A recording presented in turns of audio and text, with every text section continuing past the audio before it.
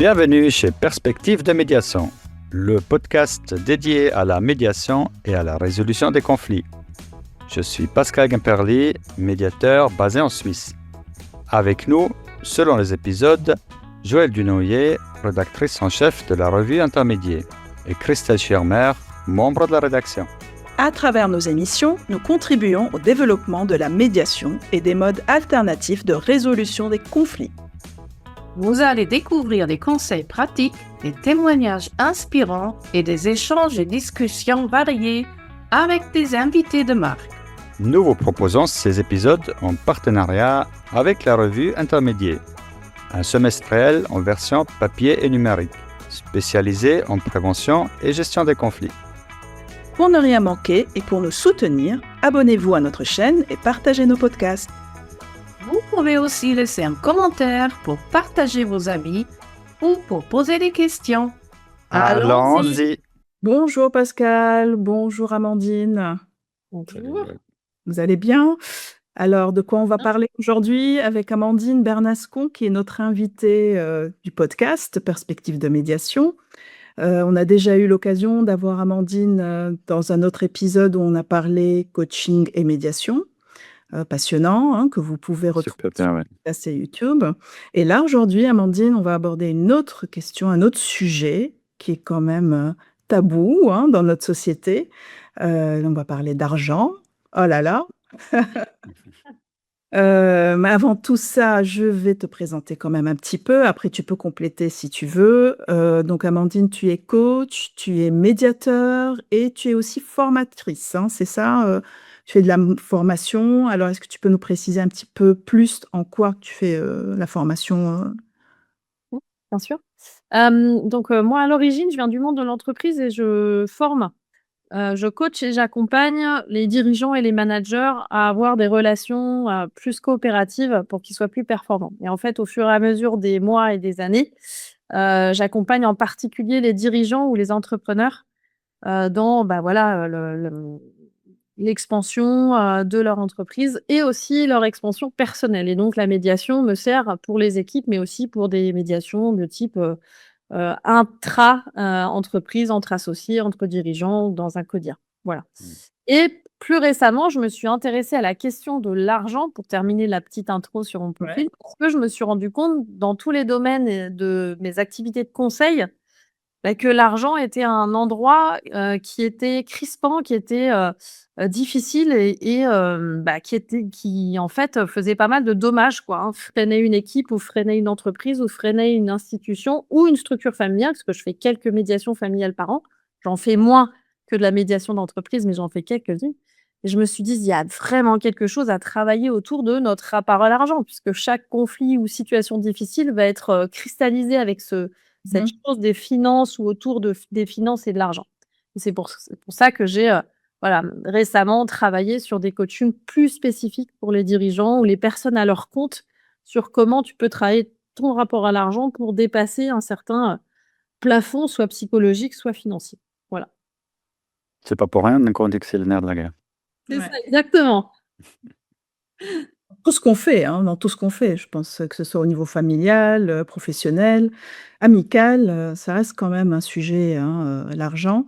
Et donc tu t'es intéressée à ce sujet-là et bravo, hein, parce que très peu de personnes l'abordent. Moi-même, médiateur, toi aussi Pascal, dans ton activité, tu t'es posé 1000 fois la question: «Mais comment on va, en fait, tarifer?» Hein? C'est la question. Donc comment tu abordes ça, Amandine et que tu nous expliques un petit peu, c'est comment faire aussi quand on a, ce problème-là, quand on sent qu'il y a un frein? Ouais. Déjà, il faut comprendre que l'argent, c'est un des plus grands tabous de notre société.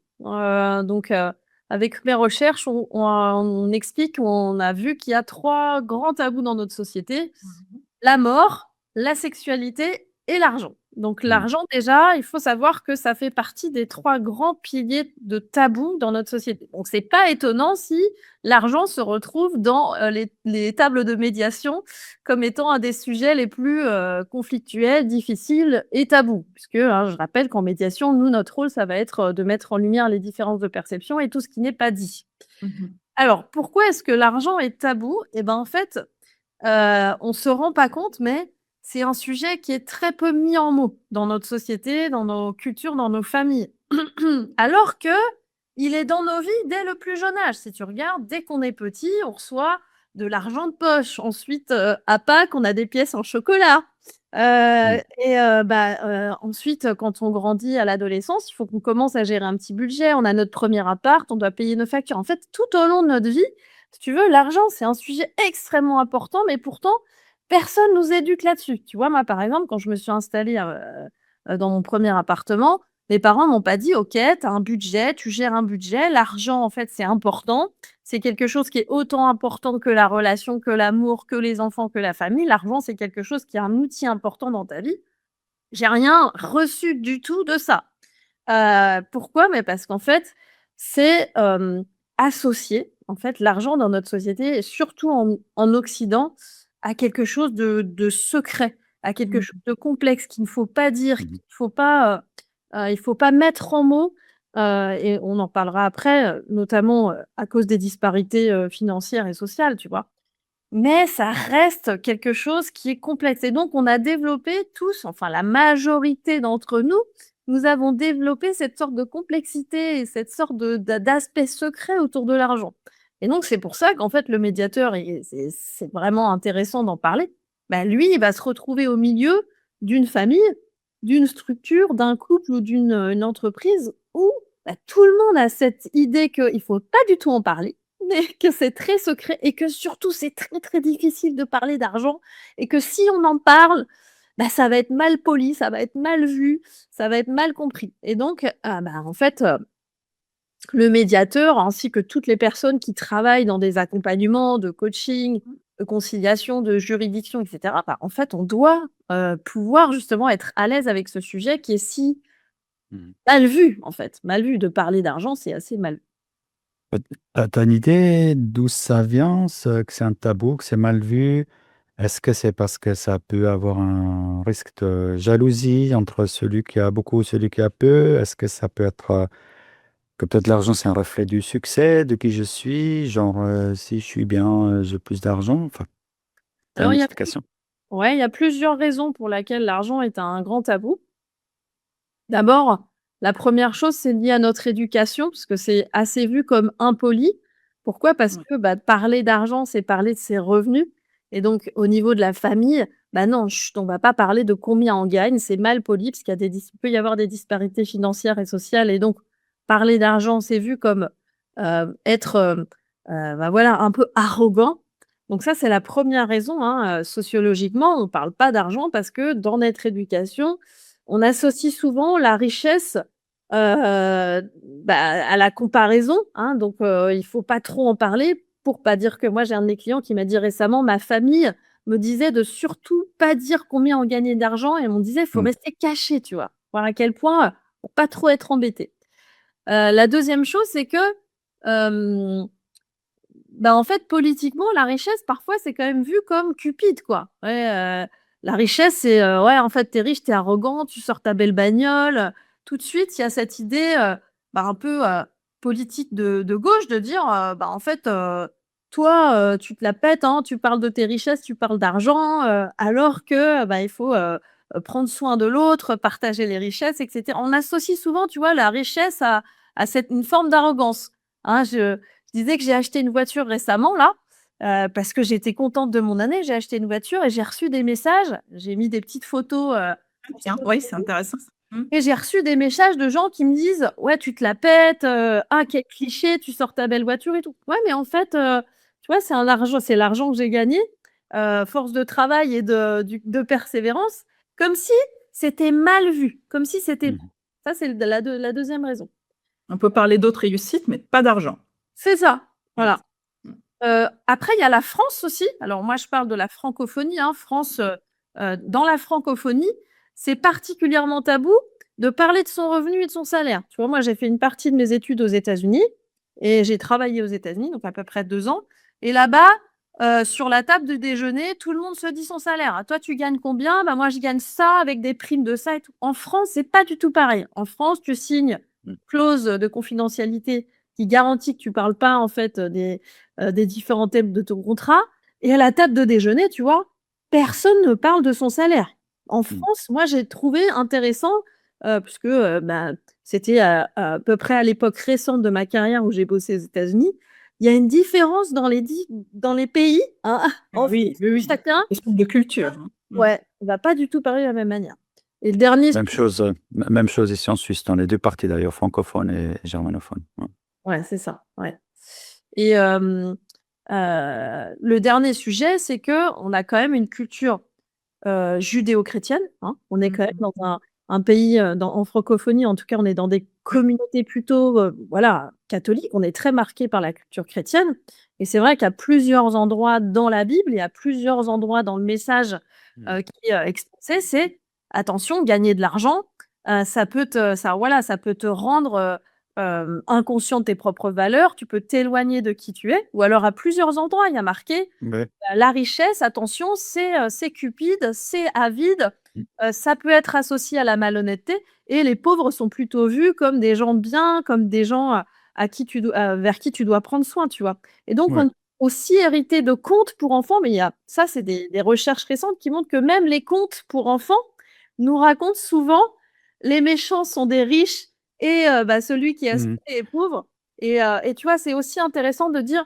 sans critiquer aucunement, hein, parce que moi, ma famille est très catholique et donc toute notre culture était autour de ça. Et se dire de questionner, en fait, comment est-ce que la culture chrétienne aussi a pu faire perdurer cette idée que, l'argent c'est Oui. mal, il faut pas trop en gagner parce que Et justement, les pauvres, c'est plutôt les gens gentils, quoi.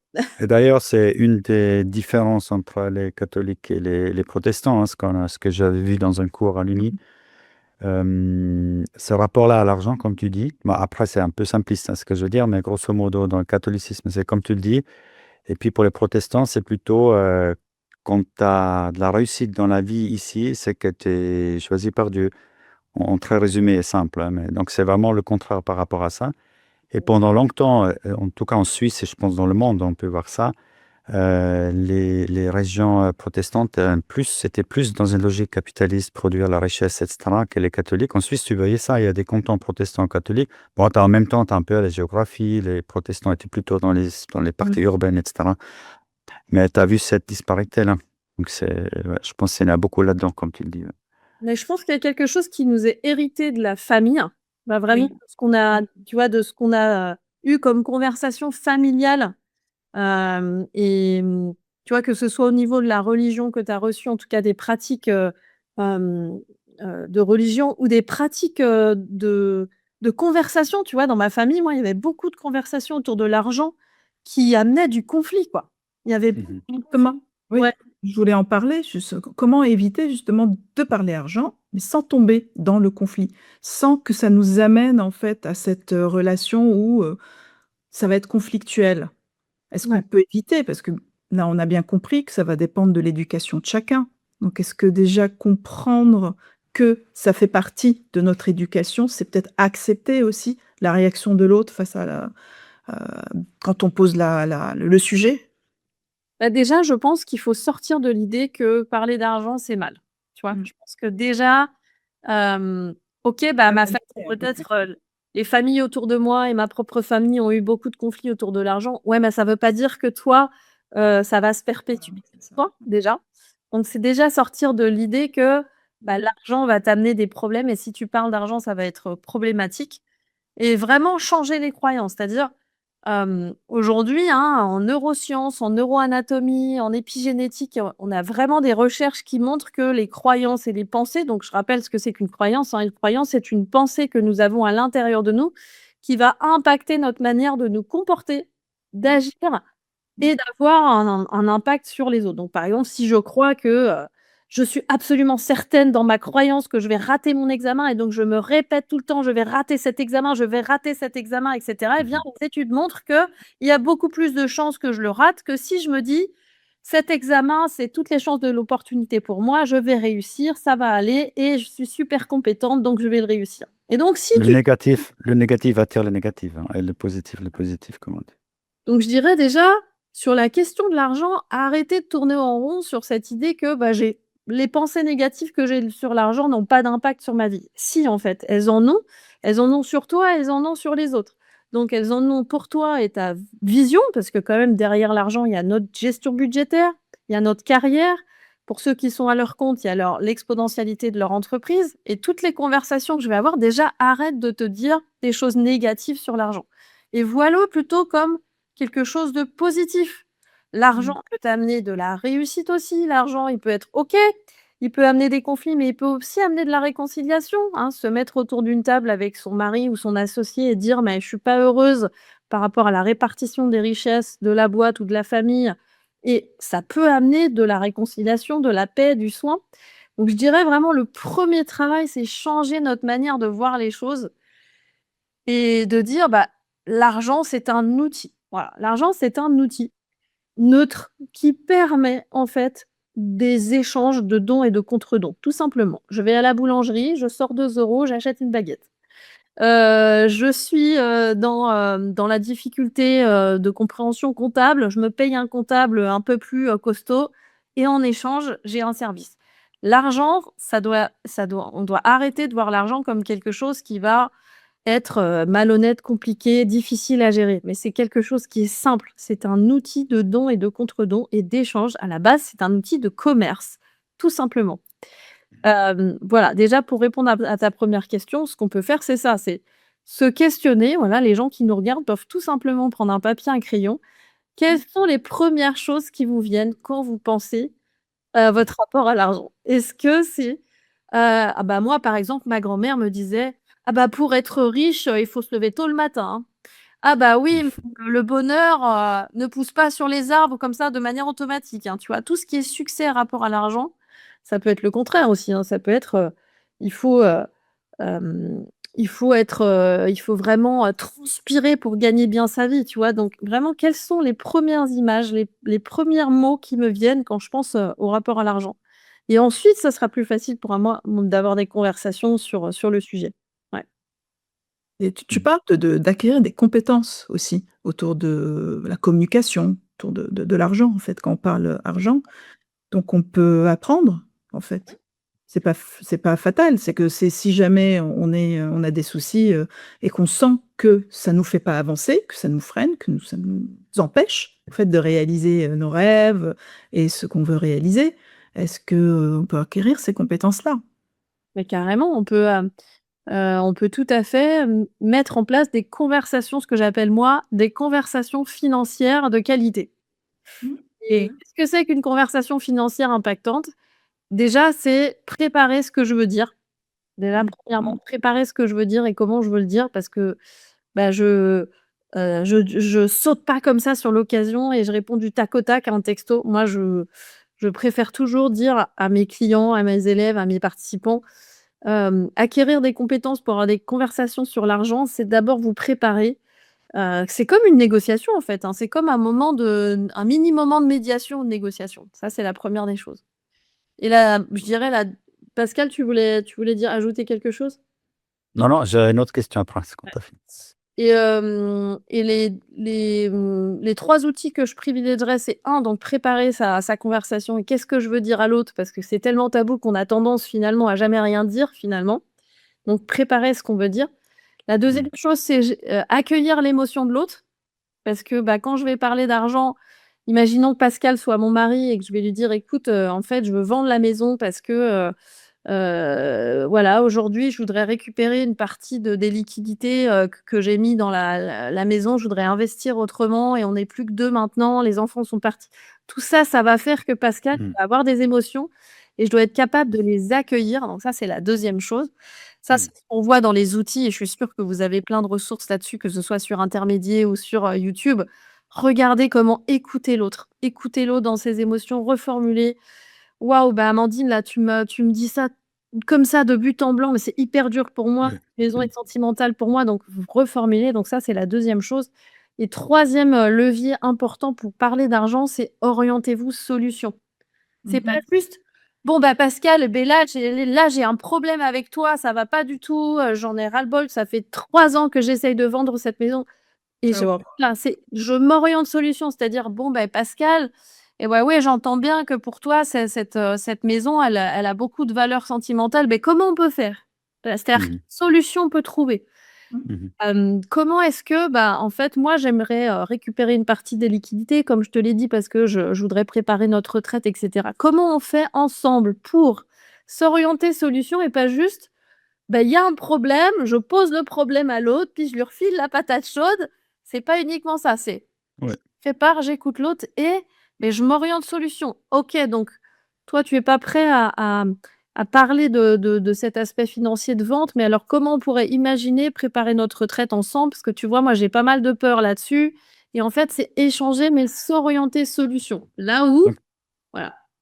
ouais, c'est ce que tu dis, en fait, pour moi, ça veut dire il faut vraiment, comme tu le dis, être prêt et puis aussi peut-être investir, mettre un peu de temps là-dedans dans cette préparation. C'est vrai que c'est des sujets qui sont souvent importants, qui ont un impact important, comme tu dis, vendre la maison ou pas, ou même un certain montant, de le dépenser pour se faire plaisir dans la vie ou plutôt l'épargner ou investir. C'est des impacts importants sur la vie. Donc en fait, c'est des situations, oui, importantes et ça vaut le coup de s'y préparer un petit peu, de pas juste balancer ça comme ça autour d'un café, autour d'un repas, parce qu'on sait qu'après, souvent, on sait d'avance que l'autre n'est pas du même avis. Donc en fait, en quelque sorte, on génère le conflit sans être préparé. Et puis l'autre point que je voulais aborder, c'est de dire aussi, donc on a un peu parlé pourquoi c'est un tabou avec l'éducation et tout ce qu'on a vu. Et je crois que toute l'éducation, ça amène aussi justement le comment faire avec l'argent. Tu vois? D'un côté, c'est que c'est un tabou, mais l'autre point, justement, qu'est-ce que je fais si j'ai un montant? Est-ce qu'on va plutôt profiter de la vie parce qu'on ne sait pas jusqu'à quand on sera là, ou bien on va plutôt investir et puis récolter plus tard? Tu vois, c'est un grand classique. Ouais. Ça, je crois aussi, hein, ça. Et puis là, on est dans des situations de conflit très classiques qu'il faut gérer comme on le sait, avec un certain investissement. Je dis pas, Ouais. il faut surtout chaque fois appeler un médiateur ou une médiatrice, mais en tout cas, investir un peu de préparation et de temps, comme tu le dis. Ouais, moi, tu vois, ce que j'ai bien aimé, enseigner là ces derniers temps, c'est, enseigner aux gens l'éducation financière de, quoi faire avec leur argent. Parce que je me suis rendu compte que comme c'était un grand tabou, il y avait en fait pas grand monde qui regardait ses comptes et les études montrent là que la population va vraiment vieillir dans les prochaines années et qu'il va y avoir une population d'actifs qui n'a jamais été aussi minime qu'aujourd'hui et que du coup, les retraites qui vont nous être, offertes, n'ont jamais été aussi petites là quand on va arriver dans voilà 10-20 ans de notre vie active et du coup, mettre le nez dans ses comptes, tu vois? Mettre le nez dans ses comptes et regarder qu'est-ce que j'ai envie avec l'argent que je gagne? Comment j'ai envie de le dépenser et à quelle cause en fait j'ai envie de le dé et en fait, il y a énormément de gens qui ne regardent pas leurs comptes, n'ont pas de budget, n'ont pas du tout d'idée en fait, de comment utiliser de manière utile, même faire Mm. travailler l'argent soi-même. Il y a plein de gens qui connaissent pas en fait des Ouais. choses. Pourquoi? Mais parce que toujours cette idée de un, j'ai pas la culture et 2, aussi en France, on a un État qui est très centralisé et il nous assiste beaucoup dans plein d'endroits, tu vois? Heu, Exactement. démissionne, tu as 2 ans de chômage, mais en arrêt maladie, tu as papa, maman qui t'assiste en Mm. sécurité sociale et cetera et ça, c'est un chercheur qui a montré qui s'appelle, Mathias Bacchino, qui est aujourd'hui directeur Europe d'une banque, allemande. Il explique en fait à cause de ce système très centralisé, très assisté, on n'apprend pas en fait à regarder nos comptes, à budgétiser, à se dire: «OK, Mm. mais qu'est-ce que je veux faire et est-ce que je peux réaliser mes rêves avec mon argent?» parce que Mmh. si ça se trouve, déjà avec ce que je gagne, il y a plein de petites choses que je peux mettre en place, tu vois? C'est-à-dire Mm. que même dans nos conversations, c'est difficile, mais dans notre relation à notre propre compte en banque, Mhm. quelque chose qu'on ne nous apprend pas du tout, tu vois? L'éducation à la finance, l'éducation Tout financière. à fait. Et Ouais, d'ailleurs, au tout à fait ça. Canada, moi, je connais des jeunes, en fait, par la famille, qui ont des cours déjà à l'école. Ouais. Mm. Donc ils en parlent. C'est un sujet qui est, échangé, appris, ils leur apprennent des petites astuces, ils leur apprennent comment, justement, ce que tu dis, gérer, l'argent, ce qu'on n'a pas du tout nous et c'est, en fait, complètement, dévolu aux parents et après les parents, bah, ils font avec ce qu'ils ont aussi eux-mêmes reçu et après on se débrouille et c'est le système débrouille et surtout, faut pas en parler. Donc ce que je retiens de ce que tu dis, Amandine, c'est qu'il faut en parler avec soi-même. Il faut Mhm. ouvrir la conversation déjà d'abord avec soi et puis après pour pouvoir l'aborder avec les autres, que ce soit dans le domaine, famille ou travail. Et puis aussi dans la société, je crois qu'on pourrait, en tant que société, être plus Aussi. transparente sur tout ce qui est argent, revenus. Dans certains domaines, on le sait, hein, certains Des emplois inégalités. politiques ou comme ça, c'est toujours connu, on peut le trouver, mais pour d'autres, non.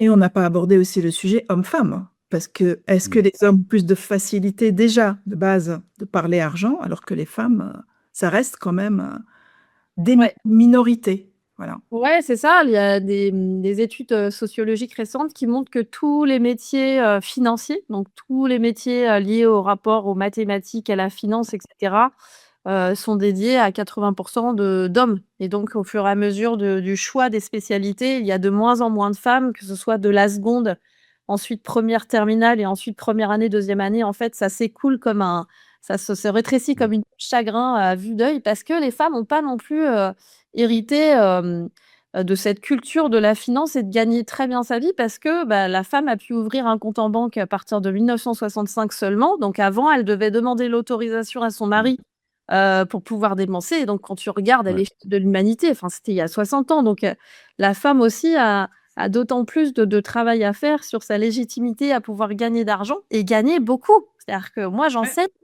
non seulement tu peux gagner de l'argent, mais tu peux gagner beaucoup. Ah non, non, non, j'ai pas le droit. Ouais, mais en fait, tu t'autorises pas toi-même à regarder ça. Donc, je suis tout à fait d'accord avec Joël sur le fait que bah, les inégalités aussi salariales, financières, sont encore présentes.